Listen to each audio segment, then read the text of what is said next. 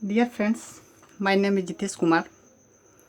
मैं आज आपको सेंट्रॉयड, सेंटर ऑफ मास और सेंटर ऑफ ग्रेविटी में बहुत कन्फ्यूजन होता है, उसके लिए मैं सम डिफरेंसेस मैं सोच रहा हूँ कि कुछ आपका ये जो आपका कन्फ्यूजन होता है ये दूर हो जाए।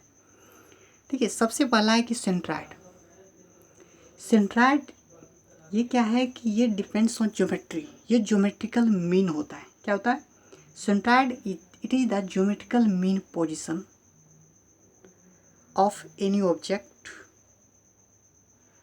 and center of mass is different from centroid. Center of mass मतलब सेंटर ऑफ मास के एक फिक्स सेंटर ऑफ मास होता है। किसी भी एक ब्लॉक का उसका क्या होता है? एक फिक्स सेंटर ऑफ मास होता है। और सेंटर ऑफ मास और सेंट्रॉयड में डिफरेंस है, और सेंटर ऑफ ग्रेविटी में भी सम डिफरेंस। बट फॉर एक होमोजीनियस अगर कोई ब्लॉक ले लें, जैसे इस देख सकते हैं आप, इस बॉक्स को ले रहे हैं, ठीक है, तो इस बॉक्स के सेंटर ऑफ मास एक फिक्स होगा, सेंट्रॉयड भी एक फिक्स होगा, और सेंटर ऑफ ग्रेविटी भी फिक्स होगा इसका। ठीक है, बट ये क्या है कि होमोजेनियस है, तो इस कंडीशन में क्या होगा कि सेंट्रॉयड और सेंटर ऑफ मास और सेंटर ऑफ ग्रेविटी तीनों इसमें कंसाइड कर जाएगा। देखिए, कभी कभी क्या होता है कि हम लोग को ये कन्फ्यूजन आ जाता है कि हम यहाँ से अगर इसको हैंग कर दें, इस ब्लॉक को, इस डब्बे को, तो जब हैंग कर देते तो हमको लगता है कि इसका जो सेंटर ऑफ मास है इस पे आ गया है। या यहाँ से अगर हैंग करें तो मुझे लगता है कि यहाँ पे सेंटर ऑफ मास हो गया, लेकिन ये एक्चुअल में सेंटर ऑफ मास यहाँ पे नहीं हो सकता है। सेंटर ऑफ मास इस ब्लॉक का जो होगा, इस बॉक्स का एक फिक्स है, और वो क्या होगा कि ये सिमेट्री भी है इसमें। मैं आपको कुछ देर में के बाद मैं सिमेट्री भी बताऊँगा क्या होता है। अभी आप ये सोचें कि इसका जो भी होगा सेंटर ऑफ मास इस बीच में, इधर से काटें और यहाँ से भी काटें, तो इसके बीच में कहीं पे होगा। बट यहाँ पे हैंग करने से ये बैलेंस तो हैंग तो हो जाता है यहाँ से, बट इसका जो एक्शन होता है, लाइन ऑफ एक्शन, हम यहाँ से एक स्ट्रिंग से अगर मैं कहीं से इसको हैंग कर दूँ तो ये हैंग हो जाता है। बट आप ये नहीं सोचें कि सेंटर ऑफ मास यहाँ से पास कर रहा है, ये यहाँ से नहीं, ये सेंटर ऑफ मास का जो लाइन ऑफ एक्शन होता है वो पास कर रहा है। और वो क्या हो रहा है कि ये लाइन ऑफ एक्शन वो ऑलवेज पास करेगा सेंटर ऑफ मास से। ओके, तो सेंटर ऑफ मास एक फिक्स होता है एक ब्लॉक का। ठीक है, तो अब सेंट्रॉयड की बात, इस सेंट्रॉयड क्या है, एक ज्योमेट्रिकल होता है, इसका एरिया, ये एरिया पे डिपेंड करता है, इसकी ज्योमेट्री कैसी है उस पर डिपेंड करेगा। ठीक है, और रहा सेंटर ऑफ ग्रेविटी की बात, तो सेंटर ऑफ ग्रेविटी ये क्या है, ये भी सेंटर ऑफ मास ही है। ये क्या है कि रिजल्टेंट ऑफ ग्रेविटेशनल जो फोर्स होता है, मान लो सपोज करें कि एक ब्लॉक यहाँ पे है M1, ठीक है, दूसरा ब्लॉक M2 है, तीसरा ब्लॉक M3 है। उसी तरह से सपोज करें कि ये एक, इसमें बहुत सारे ब्लॉक हैं M4, M5, तो इसका क्या होगा कि एक रिजल्टेंट होगा। ओके, सभी का जो क्या होगा, वहाँ से पूरे का पूरे जो ये टोटल जो फोर्स यहाँ से पास कर रहा है इंडिविजुअली, उसका एक रिजल्टेंट फोर्स होगा, जो वो क्या होगा, किसी फिक्स डिस्टेंस से यहाँ से उसका पूरा रिजल्टेंट जो फोर्स होगा वो पास कर रहा होगा। देखिए, सेंटर ऑफ ग्रेविटी और सेंटर ऑफ मास में चेंज होता है। सेंटर ऑफ ग्रेविटी ये चेंज तब होगा जब आप सपोज करें कि इसका जी डिपेंड करेगा, क्योंकि ग्रेविटी की बात हो रहा है तो यहाँ पे ग्रेविटेशनल फोर्स आता है, और ग्रेविटेशनल फोर्स जब आएगा तो यहाँ पे जी रोल में आएगा। और जब ग्रेविटेशनल एक्सेलरेशन जी आएगा, तो जब जी का वेरिएशन होगा ना, तो उस कंडीशन में आपका सेंटर ऑफ मास और सेंटर ऑफ ग्रेविटी दोनों चेंज हो जाएगा, क्योंकि जी चेंज होगा। सपोज करें जी क्या होता है कि आप पढ़ेंगे फिजिक्स में, जब फिजिक्स पढ़ेंगे तो उसमें आप देखेंगे कि किसी सरफेस से जब ऊपर जाते हैं तो जी कैसे वेरिएशन होता है, तो वहाँ पे आपको पता चलेगा कि जी वेरी करता है, और जब जी वेरी करेगा तो सेंटर ऑफ मास और सेंटर ऑफ ग्रेविटी में चेंज आएगा। ओके, बट एक होमोजेनियस अगर सेक्शन आ जाए ब्लॉक, मतलब क्या हुआ कि सेम डेंसिटी का बना हो, तो जब सेम डेंसिटी का बना होगा तो उस कंडीशन में एक स्पेशल कंडीशन है कि उस कंडीशन में सेंट्रॉयड जो होता है और सेंटर ऑफ मास होता है और सेंटर ऑफ ग्रेविटी तीनों कंसाइड कर जाता है। ओके, अदरवाइज सेंट्रॉयड वो एरिया पे डिपेंड करेगा, उसकी क्या मीन पोजीशन जो एरिया का होगा उस पर डिपेंड करेगा। सेंटर ऑफ मास, ये लाइन ऑफ एक्शन एक ब्लॉक का एक फिक्स सेंटर ऑफ मास होगा, और सेंटर ऑफ ग्रेविटी ये ग्रेविटेशनल फोर्स के अकॉर्डिंग होता है। ठीक है, तो ये आपका डिफरेंस है। और कहीं पे अब देखिए, एक कंडीशन मैं आपको समझा रहा हूँ। सपोज करें कि इस ब्लॉक को ही मैं इसको क्या करता हूँ, अब इस ब्लॉक को यहाँ से कट करता हूँ हाफ में, हाफ इसमें क्या करता हूँ वुड का लगाता हूँ, ठीक है, और इसमें हाफ आयरन का लगा देता हूँ, ठीक है, कनेक्ट कर देता हूँ, और फिर इसको ब्लॉक बना दिए। अब ब्लॉक तो ये बन चुका, फिर उसी साइज का बनाए, जो पहले से है उसी साइज का बनाए, एरिया में कोई चेंज नहीं किए। सिर्फ मेरा क्या हुआ कि हाफ में यहाँ पे वुड आ गया, लकड़ी का बन गया, और सेकंड हाफ जो हुआ आयरन का बना दिया। ठीक है, तो अब क्या होगा कि यहाँ पे सेंटर ऑफ मास जो होगा वो चेंज हो जाएगा, बट सेंट्रॉयड चेंज नहीं होगा। क्यों? क्योंकि सेंट्रॉयड डिपेंड्स करता है एरिया पे। यहाँ पे मैंने इसके एरिया में कोई चेंजिंग नहीं किया हूँ, या कह सकते हैं सेंट्रॉयड वॉल्यूम पे भी डिपेंड करता है, लेंथ पे भी। तो सेंट्रॉयड जो होता है इस यहाँ पे एक तरह से ये कहें तो ये वॉल्यूम वाइज है, तो इसके वॉल्यूम में मैंने कोई चेंज नहीं किया हूँ, जितना वॉल्यूम था पहले इस ब्लॉक का उतना का ही बनाया हूँ। सिर्फ मैंने यहाँ डिफरेंस क्या किया कि डेंसिटी चेंज हो गया। अब इधर एक वुड लगा हुआ है, एक आयरन है, एक लकड़ी है और एक लोहा है, ठीक है। तो लोहे का डेंसिटी ज़्यादा होता है, तो क्या होगा, अब सेंटर ऑफ मास जो होगा इसका शिफ्ट करेगा कहीं, अब बीच में नहीं रह के अब इस साइड कहीं आएगा, क्योंकि इधर आयरन ज़्यादा डेंसिटी होगा तो यहाँ पे कहीं पे आके सेंटर ऑफ मास इसका लाई करेगा। तो बट सेंट्रॉयड क्या होगा, जहाँ पहले था वहीं फिक्स रहेगा। क्यों? क्योंकि इसके एरिया में मैंने या इसके वॉल्यूम में मैंने कोई चेंज नहीं किया। तो ये आप कन्फ्यूजन दूर करें, ठीक है। तो सेंट्रॉयड और सेंटर ऑफ मास में ये डिफरेंस है, ओके। और एक बात ये भी समझ लें कि ओरिएंटेशन चेंज करने से सेंटर ऑफ मास चेंज नहीं होता है। मैंने आपको बोला ना कि यहाँ से कोई हैंग कर दे, कोई इस मिड से कर दे, तो सेंटर ऑफ मास जो इस ब्लॉक का होगा जहाँ था इनिशियली वहीं रहेगा, चाहे आप किसी भी फॉर्म में इसको ओरिएंटेशन चेंज कर दें किसी भी तरह से, लेकिन सेंटर ऑफ मास में कोई चेंजिंग नहीं आएगा। तो ये बात याद रखें, ये डिफरेंस था। तो आपको एग्जाम में भी लिखना होगा सेंट्रॉयड का डिफिनीसन, क्योंकि ये आपको पॉलिटेक्निक में पूछा जाएगा सेकेंड सेम में। तो आपको क्या लिखेंगे, द सेंट्रॉयड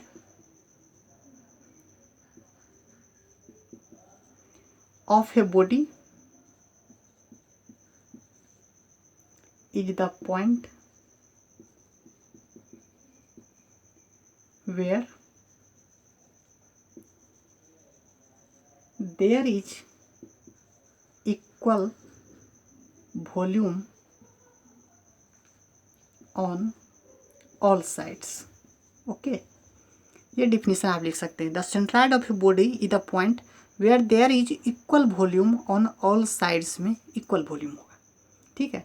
ऑल्सो आप डिफाइन कर सकते हैं दूसरे टर्म में कि it is the centre of mass, center of mass of a block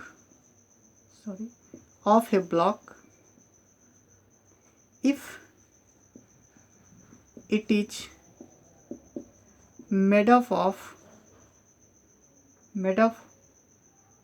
from uniform density, okay, uniform density.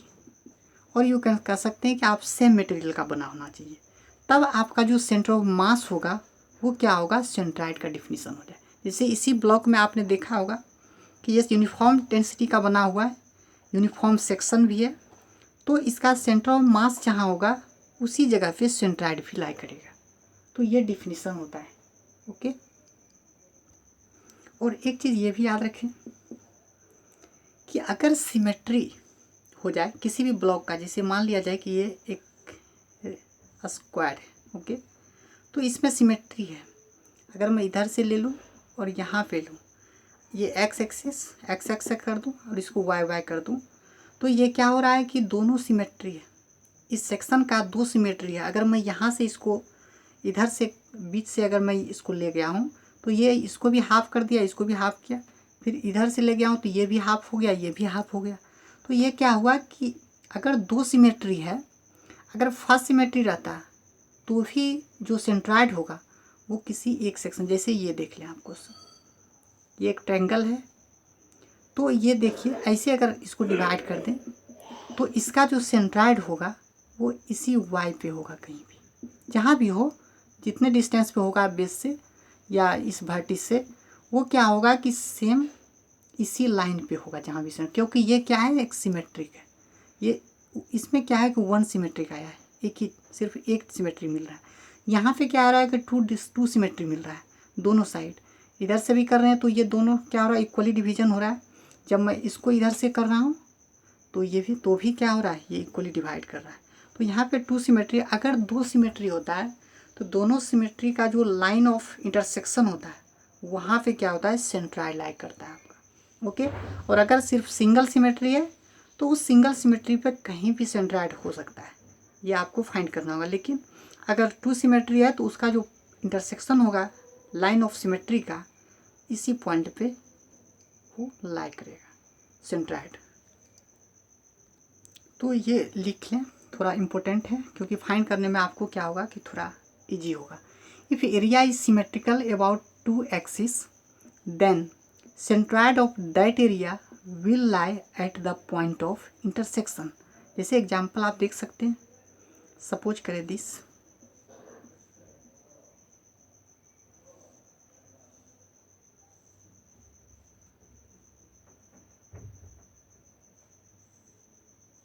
देखिए अगर आप यहाँ से ले चलें फिर भी ये क्या हो रहा है, टू इक्वल पार्ट में डिवीजन हो रहा है।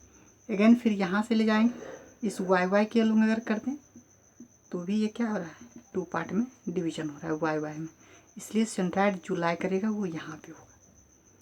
तो ये एग्जाम्पल हुआ इसका। एक पॉइंट ये भी लिख लें कि centroid कंसाइड along line of symmetry। Okay, centroid जो कंसाइड करता है along the line of symmetry के along, अगर line of symmetry होगा तो। नाउ हम क्या करते हैं, how to find centroid of a triangle. कैसे हम फाइंड करेंगे इस ट्रायंगल का, जिसका बेस विड्थ b है, हाइट h दिया हुआ है। आपको इसका क्या करना है, इसका फाइंड करना है कि कहाँ इसका सेंट्राइड लाई कर रहा है इस ट्रायंगल का। ठीक है, तो हम कैसे फाइंड करते हैं, सबसे पहले हम एक्स एक्स लेते हैं, सपोज करें this is X, this is Y. Okay, इसी में कंसीडर कर लिए, इसको ओरिजिन मान लिया। ओके, इसको वाई कोऑर्डिनेट मान लिया। अब हम क्या करेंगे, इसको एक स्मॉल स्ट्रिप लेंगे। देखिए इधर से भी आप टेक कर सकते हैं, बट इधर से क्या होगा, थोड़ा कॉम्प्लिकेटेड हो जाएगा, इसलिए हम जिधर से इजी हो उधर से हम सेंट्राइड को फाइंड करने का प्रयास करेंगे। तो हम क्या किए कि एक स्ट्रिप ले लिए, ये वाई डायरेक्शन जा रहे हैं तो वाई डिस्टेंस पे ले लिए, और ये थोड़ा सा स्ट्रिप है तो ये क्या हो गया, थिकनेस dy होगी। ओके, ये क्या हो जाएगा, आप इसको हम यूज कर सकते हैं, it is formed by using, इसको हम कैसे फाइंड करेंगे, इट इज फॉर्म, या लिख सकते हैं, सॉरी छोड़ो इसको, using first moment of area, first moment of area की हेल्प से हम इसका सेंट्राइड को फाइंड करेंगे। तो उसके लिए क्या करेंगे, फर्स्ट मोमेंट ऑफ एरिया, तो इसके लिए क्या होता है कि हम क्या सोचते हैं कि ये जो सेक्शन है इसी के सेक्शन के एक सिर्फ सिंगल सेक्शन ले लें, जिसका एरिया इसी इक्विवेलेंट एरिया के बराबर हो और जिसका सेंट्राइड वाई बार है। ठीक है, वाई बार है। ओके, तो Y bar into A equals to इसी, अब हम क्या करेंगे, जो इंटीग्रेशन करेंगे इसी के इक्विवेलेंट होना चाहिए।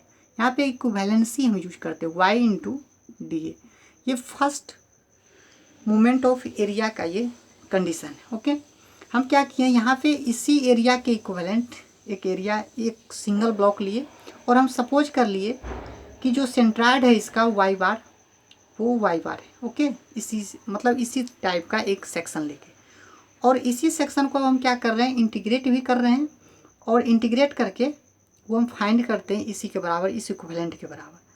तो हम फाइंड जो करेंगे, ये वेरिएशन कहाँ होगा, वाई वेरी करेगा आपका, ये डी वाई स्ट्रिप लिए हैं वाई डिस्टेंस पे, ठीक है, यहाँ से एक्स एक्सिस से।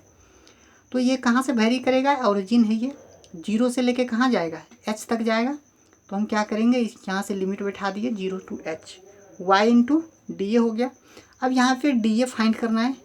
ये जो स्ट्रिप है इसकी डी ए स्मॉल एलिमेंट की, जो स्मॉल एलिमेंट जो स्ट्रिप है, जो स्मॉल ये डी वाई विड्थ का, इसकी एरिया क्या होगा ये हम फाइंड कर लेते हैं। ठीक है, तो हम क्या करेंगे, ये बी है तो इसको हम बी डैश मान लेते हैं, और ये वाई अगर है तो ये कितना हो जाएगा, यहाँ से यहाँ ये पूरा एच है, तो यहाँ से यहाँ ये वाई है, तो ये क्या हो जाएगा, ये हाइट जो बचा कितना हो जाएगा, एच माइनस वाई हो जाएगा। ओके, तो बी डैश जब हम निकालेंगे तो क्या लिखेंगे, B dash by H minus Y equals to क्या लिखेंगे आप, बी बाय एच।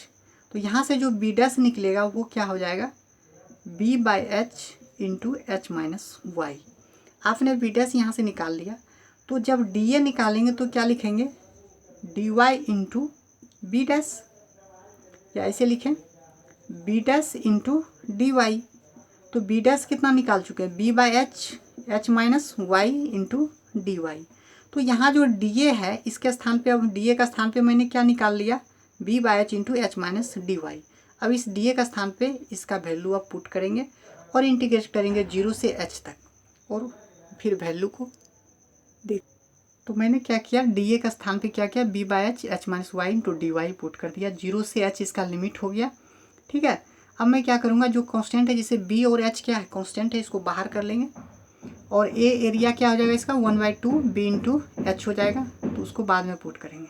तो अभी यहाँ पे b बाई एच को बाहर कर लिए, अब क्या हो जाएगा 0 to h, इसको मल्टीप्लाई करते हैं y को, क्योंकि y क्या कर रहा है, वेरी हो रहा है, तो y को आप बाहर नहीं कर सकते, तो एच वाई माइनस क्या हो जाएगा, Y square into D Y. अब क्या करते हैं, y के रिस्पेक्ट में इसको क्या करते हैं, इंटीग्रेट करते हैं, तो एच वाई, वाई यहाँ वेरिएबल है, तो H Y square by 2 minus Y cube by 3, ये हो गया आपका 0 से h तक। तो अब जब इसका निकालेंगे तो क्या हो जाएगा, वैल्यू पुट कर दें, तो H Q by 2 minus H Q by 3। तो यहाँ से क्या आ गया आपका, बी एच क्यू, अब बाय कितना हो जाएगा आपका, 3 हो जाएगा। ओके, 2 हो जाएगा, ऊपर में 2 भी आएगा। हाँ, तो ये क्या हो जाएगा, सॉरी ये 6 हो जाएगा, नीचे आ जाएगा 6। अब यहाँ से y बार हो गया, a बराबर क्या लिख सकते हैं, 1/2 इंटू बी एच लिख सकते हैं, और b से b काट दीजिए, और h से एक नीचे h भी था तो h भी रखिए, तो h से b से b काटिए, इसका h से एक h कट गया तो 2 बचा, एक नीचे में है ये भी कट गया, 2 से 2 3 ये भी कट गया, तो y बराबर कितना, y बार बराबर आ गया आपका h/3 आ गया। तो यहाँ पे क्या निकाले आपने, इसका जो सेंट्राइड हुआ कितना हो गया, h/3 फ्रॉम बेस से क्या हो गया, h/3 हो गया। अगर ऊपर के वर्टिस से अगर पूछेगा यहाँ से तो क्या हो जाएगा, h में से अगर h/3 घटा देंगे तो इधर से क्या आ जाएगा, 2h/3 हो जाएगा। तो ये आपको देखना है कि कहाँ से क्वेश्चन में पूछ रहा है। कभी ऑप्शन में दे देगा कि वर्टिस से, फ्रॉम टॉप वर्टिस से 2h/3, बॉटम से h/3, तो ये डिपेंड करेगा कि आप कहाँ से कर रहे हैं, ये आपको देखना है। ठीक है, ओके। तो आप देख लिए कि ट्रायंगल का जो सेंट्राइड होता है वो क्या होता है, बेस से कितना होता है, h/3 हाइट पे होता है। ओके, तो ये जैसे सेंट्राइड का निकाले उसी तरह से आप एक रेक्टेंगल का भी देख लें। तो अब देखें, एक रेक्टेंगल सेक्शन है, ठीक है, ये इसका लेंथ l है और ये इसकी विड्थ p है। ठीक है, इसका हम क्या करते हैं, ओरिजिन टेक कर लेते हैं, ये x हो गया, और इसको y कर लेते हैं, इधर y कर लेते हैं, ये ओरिजिन 0 0 हो गया आपका। ठीक है, तो क्या होगा, यहाँ भी यूज करना है उसी को, by using the first moment of area under equivalent section like rectangle. इसी तरह से एक सेक्शन हम लेंगे इक्विवेलेंट सेक्शन, जिसमें कि मुझे क्या होता है कि उसमें पता सिर्फ एज्यूम कर लेते हैं कि ये y बार पे है। मैं सपोज किए कि ये वेरी कर रहा है आपका, विड्थ के अलोंग वेरी कर रहा है वाई डायरेक्शन में। तो सपोज किए कि ये वाई डायरेक्शन पे वाई डिस्टेंस पे है, ये डी वाई हो गया आपका, ठीक है। तो इसका एरिया एलिमेंटल एरिया क्या हो जाएगा, डी एरिया क्या हो जाएगा यहाँ पे, ये तो सिंपल है आपका, क्योंकि ये एल इंटू क्या हो जाएगा डी वाई हो जाएगा इससे, क्योंकि डी वाई विड्थ हो गया, एल इसका हो गया फिक्स, एल वेरी नहीं कर रहा है यहाँ पे। वहाँ पे ट्रेंगल में क्या था, वेरी हो रहा था, बट यहाँ पे तो वेरी नहीं कर रहा है, तो ये और सिंपल हो गया फाइंड करने। तो यहाँ पे लिखेंगे तो यूजिंग करेंगे first moment of area, moment of area को यूज कर रहे हैं यहाँ पे। तो मोमेंट ऑफ एरिया यूज करेंगे तो Y bar into A equals to क्या करेंगे, यहाँ पे वेरिएशन कहाँ से होगा, 0 से लेके बी तक जाएंगे, और वाई इंटू डी ए हो जाएगा, और 0 से बी और वाई डी ए के बराबर क्या हो जाएगा, एल इंटू डी वाई हो जाएगा। यहाँ से क्या हो जाएगा, एल तो कांस्टेंट है, तो वाई स्क्वायर बटे 2 हो गया, और ये क्या हो गया 0 से लेके बी तक वाई बार ए। अब यहाँ से क्या हो जाएगा सिंपल, वाई बार एरिया क्या हो जाएगा इस रेक्टेंगल का, एल इंटू बी, क्योंकि इसी रेक्टेंगल के इक्वल एरिया हम इक्विवेलेंट वाला भी कंसीडर किए हैं। तो एल बाई 2 और ये हो गया बी स्क्वायर। ओके, यहाँ से जो कटता है उसको काटिए, एल से एल कट गया, बी से एक बी कट गया, क्या बचा आपका बी बाई 2 हो गया। तो वाई बार जो हो गया वो क्या हो गया बी बाई 2, मीन्स वाट कि एक्स एक्सिस से जो सेंट्राइड होगा, जो वेरिएशन होगा, जो सेंट्राइड लाई करेगा वो क्या होगा बी बाई 2 पे करेगा। ओके, उसी तरह सिमिलरली आप ये वाई एक्स वाई से भी कंसीडर कर सकते हैं, एक स्टेप ले सकते हैं, यहाँ से एक स्टेप लिए, फिर ये मान लिया जाए कि एक्स है एक्स, और ये हो जाएगा डी एक्स। उसी तरह से आप क्या हो जाएगा, ये वेरी करेगा, इसका एलिमेंटल एरिया कितना हो जाएगा बी इंटू डी एक्स, और फिर 0 से लेके एल तक आपका वेरी होगा, लिमिट 0 से एल तक करेंगे, तो यहाँ से एक्स बार भी जो निकलेगा वो एल बाई 2 हो जाएगा। तो आप ये याद रखें। तो इसका जो सेंट्राइड होगा वो क्या होगा, सेंट्राइड क्या हो जाएगा एक रेक्टेंगल का, क्या होगा आपका, ये होगा एल बाई 2 एक्स एक्सिस से, और बी बाई 2 होगा, ये क्या होगा एक्स एक्सिस से होगा, ये वाला ये होगा यहाँ से यहाँ तक होगा बी बाई 2, और आपका जो ये होगा यहाँ से यहाँ एल बाई 2 होगा।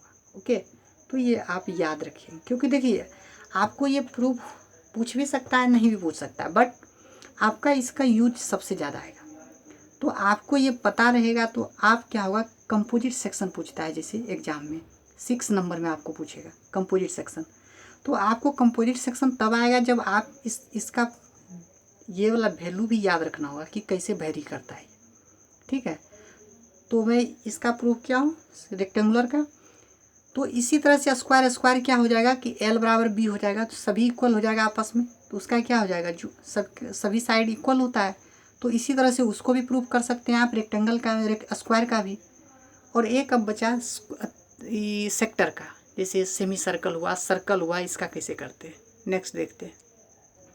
तो रेक्टेंगल का जो सेंट्राइड होगा वो देख लें, ऐसा होगा जैसे एल है, ये बी है, तो यहाँ पे कहीं होगा, और वो इधर से कितना होगा एल बाई 2 पे होगा, सॉरी बी बाई 2 पे, और इस साइड से कितना होगा एल बाई 2 होगा। ओके, अगर एक स्क्वायर हो उसकी सभी साइड क्या होगा इक्वल होगा, अगर ये ए होगा तो ये भी है, ये भी है, ये भी है, इसका सेंट्राइड क्या होगा, इधर से भी ए बाई 2 पे होगा, और इधर से भी ए बाई 2 पे होगा।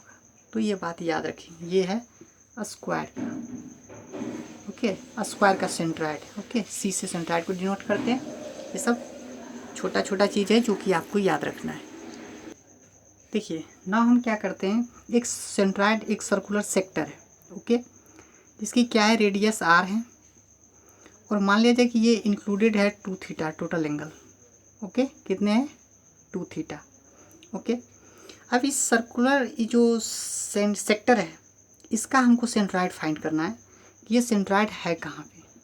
इसका हम ओरिजिन यहाँ लेते हैं और इसको क्या करते हैं, इसको 2 पार्ट में इक्वल डिवाइड कर देते हैं। ये एक्स एक्स मान लेते हैं और इस साइड में वाई मान लेते हैं।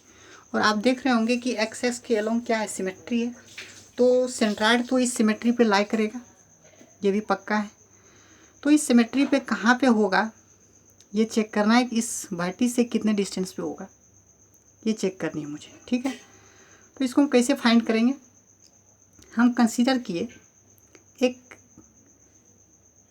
एंगुलर सेक्शन, एक angular small angular triangular section को, एंगुलर होगा लेकिन क्या होगा, ट्रेंगुलर सेक्शन होगा। जैसे मान लिया जाए कि ये कुछ से वैरी कर रहा था, अल्फ़ा से वैरी कर रहा था, ओके, यहाँ पे गया तो यहाँ से यहाँ तक अल्फ़ा हो गया, फिर हल्का सा थोड़ा सा यहाँ पे शिफ्ट जब हम किए इस स्ट्रिप को, तो ये डी आर से जब शिफ्ट हुआ, कितना से, डी आर से, ओके, तो ये वेरिएशन हो गया डी अल्फ़ा। ये थोड़ा सा आप मेरे वॉइस पे ध्यान देंगे जिससे कि आप समझ पाएंगे। मतलब हम क्या किए, इस ओरिजिन एक्स एक्स से अल्फ़ा डिस्टेंस वेरी किए फर्स्ट, फिर हल्का सा और शिफ्ट किए तो ये मान लिया जाए कि ये डी अल्फ़ा हो गया, ओके, ये कितना हो गया, D alpha, D R distance shift किए यहाँ से तो डी अल्फ़ा हो गया। अब ये क्या हुआ कि एक हम इसको क्या मान रहे हैं, एक ट्रेंगुलर एंगुलर सेक्शन मान रहे हैं, ट्रेंगुलर और एंगुलर सेक्शन, ठीक है, क्योंकि एंगुलर इसलिए बोल रहा हूँ, यहाँ पे क्या है कि ये इंक्लूडेड एंगल भी है, तो इसलिए इसको हम बोल रहा हूँ ट्रेंगुलर सेक्शन ही मान लो। ट्रेंगुलर सेक्शन का आपको बता चुके हैं कि सपोज करिए कि अगर ट्रेंगुलर सेक्शन था यहाँ पे, उसी तरह मान लें, यहाँ पे थोड़ा छोटा है, उसी को हम मान रहे हैं, ठीक है, उसी के बेसिस पे इसको हम प्रूव करेंगे। तो यहाँ से ये डिस्टेंस कितना था सेंट्रॉइड का, h/3, और मैंने आपको बताया था कि वर्टी से क्या हो जाएगा, टोटल h हाइट होता है, तो ये h/3 है, तो इधर से कितना हो जाएगा, 2h/3 हो जाएगा। तो सेम थिंग आप देख लें कि ये जो सेक्शन है, यहाँ से जो ये ले गया हूँ और फिर एक मिलाया हूँ और फिर ये मिला होगा, तो इसको मैं एक ट्रेंगुलर ही मान रहा हूँ, और इस ट्रेंगुलर का इस वर्टिस मान लेता हूँ, ठीक है। अगर इधर से अगर, और ये हाइट, ये कितना टोटल है, आर है, क्योंकि ये आर है लेंथ इसका, तो ये भी आर होगा, ये भी आर होगा, तो इधर से अगर करूँगा तो ये कितना हो जाएगा, जैसे इधर से 2h/3 होता है, तो इधर से ये क्या हो जाएगा, यहाँ पे कहीं पे CG होगा, इसका लाइक करेगा इस ट्रेंगुलर सेक्शन का, तो इस ट्रेंगुलर का क्या हो जाएगा, इधर से इस वर्टिस से क्या हो जाएगा, ओरिजिन से 2r/3 हो जाएगा। जैसे वहाँ h होता है, हाइट है, तो यहाँ क्या है, r है, तो ये क्या हो जाएगा, 2r/3 हो जाएगा। अब इसको क्या करेंगे हम सेक्शन में, इसको हम हॉरिजॉन्टल और वर्टिकल कंपोनेंट में ब्रेक करेंगे, और ये वैरी करेगा कैसे कैसे, देखिए यहाँ से जब हम ओरिजिन माने तो मान लिया जाए कि ये इक्वली डिवाइड कर दी, ओके, तो इधर भी अगर टोटल एंगल 2 थीटा था, तो इससे इधर हो गया थीटा, ओके, इस सेक्शन थीटा हो गया टोटल, दिख नहीं रहा होगा आपको, देखिए,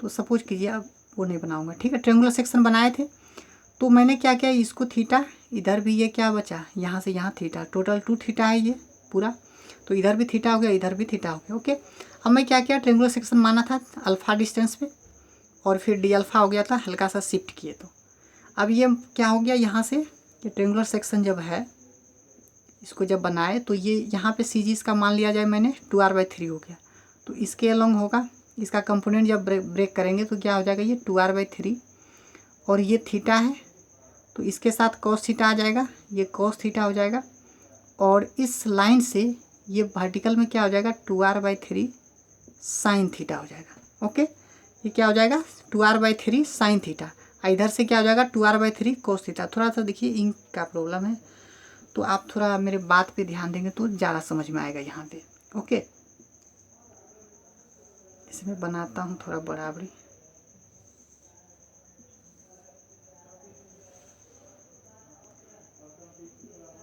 इसको ऐसे कर दिए, ओके, तो ये हो गया, ओके, ये CG हो गया, ठीक है, तो ये यहाँ से कितना डिस्टेंस हो गया, 2r/3 हो गया, ओके, कितना, 2r/3, तो ये यहाँ से कितना हो जाएगा आपका, जब ये थीटा अल्फ़ा है, ओके, यहाँ से यहाँ ये अल्फ़ा, तो ये क्या हो जाएगा, ये भी तो होगा इधर, तो इसको जब ब्रेक करेंगे इस 2r/3 इस डिस्टेंस को कंपोनेंट में, तो ये कितना हो जाएगा, 2r/3, और ये कितना, जो ये होगा वही तो उतना होगा ऊपर में, cos थीटा हो जाएगा, सॉरी थीटा नहीं, अल्फ़ा लिए हैं, अल्फ़ा, और इधर क्या हो जाएगा, 2r/3 साइन अल्फ़ा हो जाएगा आपका, समझ गए। अब मैं क्या करूँगा, उसी तरह से फर्स्ट मोमेंट ऑफ एरिया लेंगे और उसको इंटीग्रेट कर देंगे, और इंटीग्रेशन यहाँ थोड़ा सा डिफरेंट होगा, ये 0 से लेके थीटा जाएगा इधर, और ये 0 से लेके माइनस थीटा आ जाएगा, क्योंकि ये क्या हो रहा है, इधर निगेटिव आएगा, क्योंकि ये मैं रेफरेंस माना हूँ।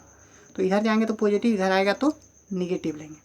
तो ये भी थीटा है फॉर टोटल माने थे इस इंक्लूडेड एंगल 2 थीटा, तो ये भी थीटा हो गया इधर पूरा। तो अब क्या हो जाएगा, bye first moment of area से थोड़ा मिटा देता हूँ क्योंकि जगह कमी हो जाएगा। तो इसलिए by first moment of area क्या लिखेंगे, X bar A equals to Y into D A. देखिए यहाँ से थोड़ा सा आपको हो सकता है प्रॉब्लम, लेकिन प्रॉब्लम नहीं होना चाहिए आपको। अब देखिए y बराबर क्या हो जाएगा, यहाँ से आप बताएं, y बराबर ये हो जाएगा कितना, 2r/3 cos alpha. D A कितना हो जाएगा, देखिए डी ए क्या होगा कि इस स्ट्रिप का डी ए आपको फाइंड करते हैं। तो इस स्ट्रिप का डी ए हम कैसे निकालते हैं, 1/2 r इंटू डी अल्फ़ा।